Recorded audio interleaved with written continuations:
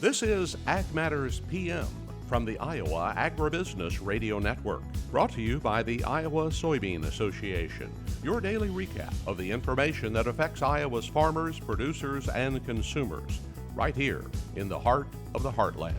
With reports from our award-winning broadcast team of Dustin Hoffman, Riley Smith, and Mark Magnuson. Now, from the IARN studios in Des Moines, here's Dustin Hoffman. Good day, everyone, and welcome to Ag Matters PM from the Iowa Agribusiness Radio Network. I'm Dustin Huffman. Today is Thursday, April the 4th, 2024. In fact, today it has been 2 years since we launched Ag Matters PM. We thank you for coming along for all this time. Coming up a little later on the program, we talk about sweet corn and how it can now be protected the same way your field corn can be. We'll have that innovation with Seminis Vegetables coming up a little later on in the program. But right now, let's kick things off with a check of your markets. It's time now for the Ag Matters PM Closing Market Summary, your source for market analysis and settlement prices from the day's trade in Chicago, courtesy of the folks at agmarket.net. Well, we're at the end of the trading day for this Thursday, and we're talking right now with Kaden Sweeney of agmarket.net. And Kaden, we started out the day, I know, with some really good numbers in the grains. Were they able to hold on to that throughout the day? More or less. I mean, the corn market looks pretty good. Going to close up about 4 cents on old crop, new crop up 2 cents or so. Beans kind of flipped off the early open. They were down, 8 to 10 early on. They're going to close down about 2 cents on old, 1 penny lower on new crop. So all in all, pretty decent day. I think kind of continuing to rebound off of the rough market we saw Monday and Tuesday post report. So kind of having a quiet day, even if its downside is not terribly bad, but we know the WASD's coming up next week. I mean, any kind of crystal ball thoughts on that? USDA could be adjusting some numbers even just off the heels of the report last week. I mean, do we see anything like that happening, or is it going to be kind of a even keel, being it's not normally a big report? Yeah, I would expect it to be more or less even keel, especially assuming numbers are fairly within reason, which I think they will be. I think the market's going to pivot pretty quickly off the report and go on to planting progress and weather forecasts, see how fast we're going to get this crop in the ground. With the WASD in and of itself, I mean, you can try to pick and choose. Corn exports probably could be improved a little bit. We saw in the quarterly stocks report last week, bean stocks on hand are a little bit bigger than expected. So you may see, bean demand get decreased a little bit. But all in all, I think it'll be a relatively quiet report. And then we'll, like I said, kind of shift our focus into planting weather. Of course, that's the typical this time of year to kind of have that wait and see. Now that everything's kind of all the speculation is going to be coming off the table. Now it's putting our money where our mouth is. But on the other side of the marketplace, obviously no shortage of news there, especially in the cattle market. I mean, what are we looking at in the livestock side of things today? Yeah, pretty nice rebound. Like you said, there are plenty of news there, obviously, with the bird flu news earlier in the week. But really kind of starting to rebound, or at least hold steady, I maybe should say said. But fat cattle up 50 cents, the feeders up $1.30. Both those markets are holding on to the 200-day moving average. That's kind of where we went down to when that news broke, and it's continued to stay there, kind of sideways range. So I guess that's good to see. I think that market's going to kind of hold there and wait for more news, whether good or bad, to see where it wants to move to next. On the hog side, they continue to be really strong, making new highs again today, up about 38 cents, pushing April contract up above $88 today. All right, so looking ahead on the livestock side of things, anything coming up in the next couple of days that we should be concerned about or just be watching, or that could really move the market one way or the other? I mean, like I said, I kind of think, at least in my opinion, the biggest news story is going to be that bird flu, whether any more comes out about that or not, and then continue to see how the market wants to digest that. I think the way, we've traded this week as far as getting the news and then overreacting and then kind of, seeing where it goes from there. I think you probably continue to see that, any piece of bearish news with that bird flu, I think you're going to see the market, want to sell off quickly and then maybe try to claw back. So if you're a livestock producer, especially cattle producer, I'd be pretty cautious here. At least have some short-term puts in place in case the market really wants to sell this thing off. All right. Well, you know what? We'll take a quiet day once in a while after some of the volatility we've seen. And Kaden, if folks want to get that kind of advice or talk about more in depth of things they should be thinking about, like you suggest with the cattle, for instance, I mean, how do they get in touch with agmarket.net? What's the easiest way for them to talk to one of you brokers? Yeah, just go to our website, agmarket.net. You can reach anyone from our team there, especially, getting ready to go into planting. Good time to get some new crop sales on as well. So you can reach myself, anyone from our team there. All right, Kaden, well, we thank you so much for the insight, and we'll talk to you again next week. Appreciate it, man. Have a good one. And that was Kaden Sweeney of agmarket.net. Let's go ahead and take a look at the closing numbers. You can find them under the market tab at iowaagnet.com. Well, May corn was up 3.5 at $4.35 May beans down 2.25 at $11.80 even. Soy meal was $3.50 higher at $3.3350. Soy oil 70 cents lower at $48.15. Chicago wheat up 1/4 cent at $5.56 Kansas wheat down 3 cents at $5.77 Minneapolis wheat up 6 3/4 at $6.46 Oats down 8 cents at $3.36 April live cattle was 55 cents higher, $181.47. Feeders up $1.75 at $242.70. Lean hogs up 37 cents at $88.35. Pork cutouts unchanged at $97.80. Class 3 milk up a nickel, $15.47. And that's been the market recap. We're going to take a short break and hear from our sponsor, the Iowa Soybean Association, along with the soy checkoff. When we come back, we talk about crop protection and new hybrids available with sweet corn. This is Ag Matters PM. Iowa Soybean Association is driven to deliver for Iowa's 40,000 soybean farmers. We're proud to provide objective agronomic research, a helping hand with soil and water stewardship, and timely industry news powered by the Soybean Checkoff. Learn more at iasoybeans.com. Welcome back to AMPM from the Iowa Agribusiness Radio Network. I'm Dustin Huffman. We know when we're raising sweet corn or field corn, usually we have to treat them differently because they have two different products when all is said and done. But now as farmers look to maybe supplement a few acres with the sweet corn products, we now have the opportunity to use the same crop protection that's available for our field corn onto our sweet corn, thus making it easier to manage pests and maintain crop health. We talk with the folks of Seminis Vegetables by Bayer right now. Well, we're here on the Iowa Agribusiness Radio Network right now, going to be talking about sweet corn and field corn with the folks from Seminis Vegetables by Bayer. And we're being joined today. We have Trinity Baker. He is Marketing Development Representative, and Tim Clark's a Sales Representative for Seminis. Gentlemen, thanks so much for joining us. And today we're going to start with you, Tim. We're getting ready to get planting going here in Iowa. Everybody's chomping at the bit, you know. Only time I've heard us complain about getting rain right now in Iowa is when we're wanting to plant. And folks are thinking about those last-minute plans, maybe some tweaks to their plan. Why would they want to include sweet corn into that plan for their operation this year? Dustin, good to be here. You know, we're excited to be a part of the conversation when it comes to farmers going direct and or providing something value added to their community. And right now, that's sweet corn. It's an important crop to us. And we know that corn and soybeans are a really important crop in Iowa. And we're excited to be leading a lot of the technology that makes it very convenient and easy for growers to include sweet corn as part of their crop plan. Now, even with modern planting equipment and a bunch of the agronomic tools that we are all adapting and using as we carve out 2024 crop, sweet corn is right there. We have a team, a full team of dedicated professionals who are working to enhance not only the various agronomic pieces that come to growing the crop, but also what you're enjoying when you sit down with your friends and family and enjoy sweet corn in August and September later this year. And sweet corn needs to be a part of the crop plan. If you want to have something you can bring to the kitchen table, to the end of your driveway, or into any of the communities for various events later this summer. So now is the time to really put in some plans and source some seed from a local trusted supplier that you work with to get this a part of your crop plan.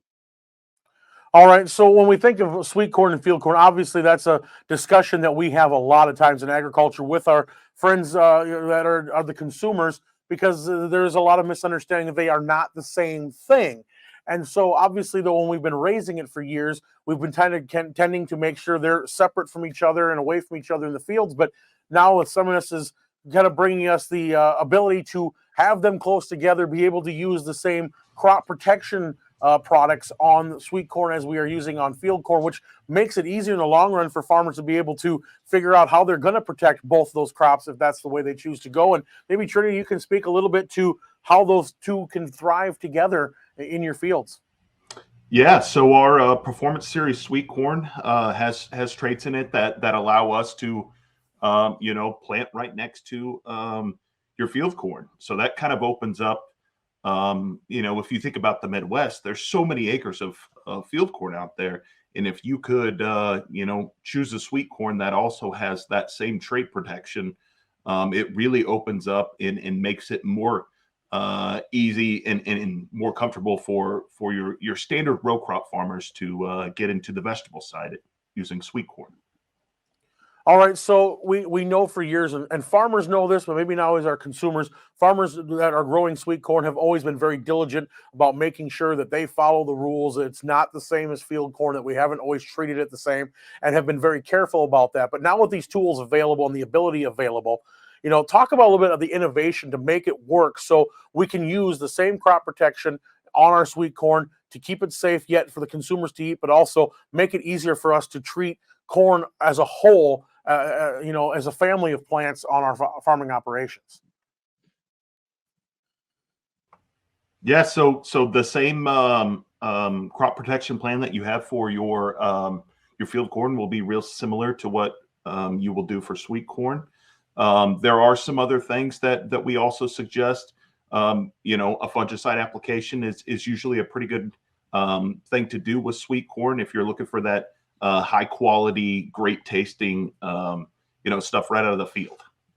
Tim, I'm going to go back to you there on the sales side of it. If farmers are looking at how to fill that need that Trinity just talked about, maybe an acre or two here or there for their own consumption or for a niche market, as you would, what's a good determining factor these farmers can use to pick the right hybrids to use in that situation?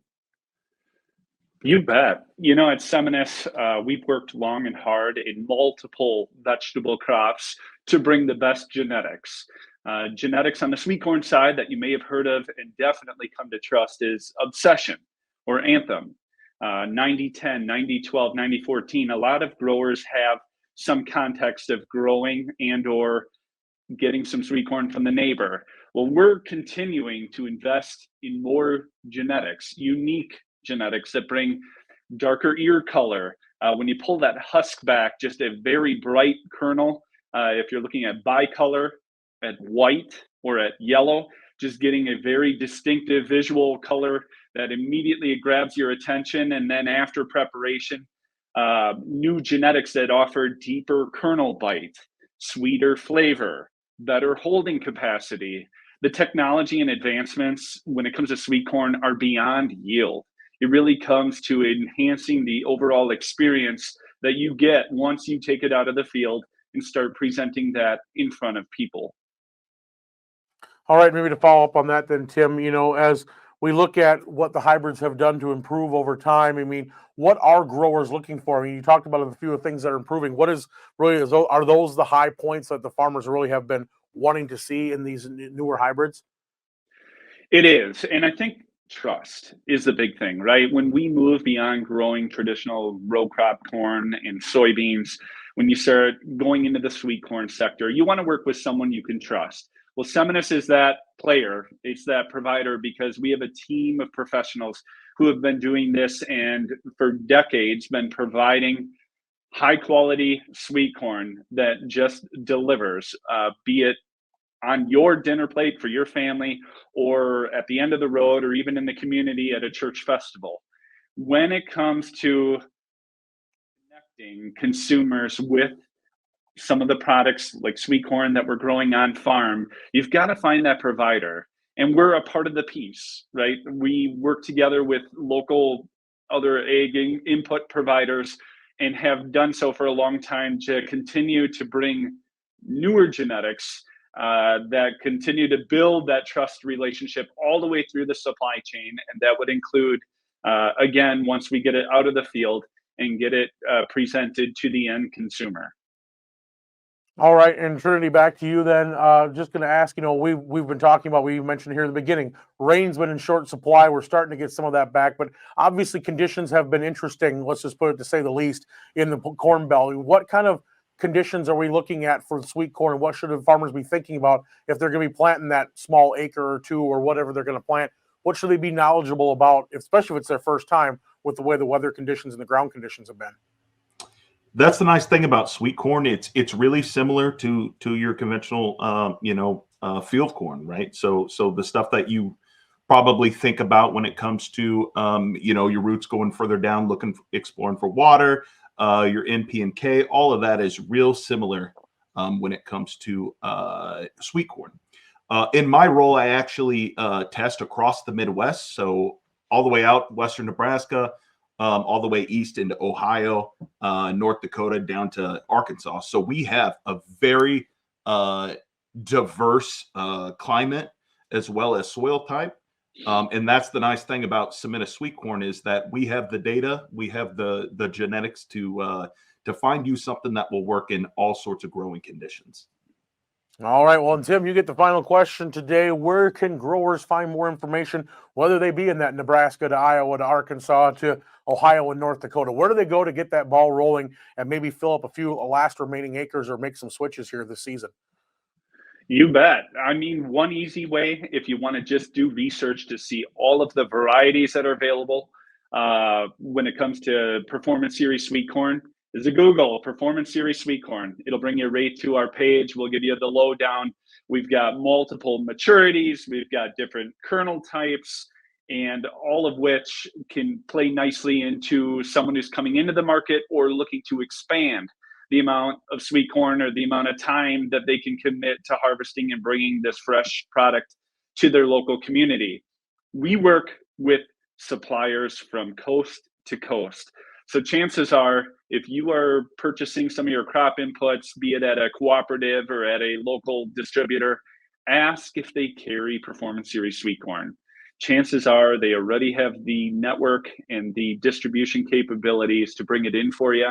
It never hurts, though, to, while you're sitting down with them, plan early, ask lots of good questions. We're here with our team supporting them and supporting you and helping bring more opportunity for customers for growers really to be a part of the conversation when it comes to producing locally grown produce. All right. Well, Tim Clark and Trinity Baker have been our guests here from Seminis Vegetables by Bayer here on the Iowa Agribusiness Radio Network. And gentlemen, we thank you so much for being a part of the show today. Again, that's the folks with Seminis Vegetables here on AMPM. And that brings us to the end of today's show. You can find all our content online at iowaagnet.com. You can also follow us on Facebook, X, LinkedIn, and on the YouTube channel.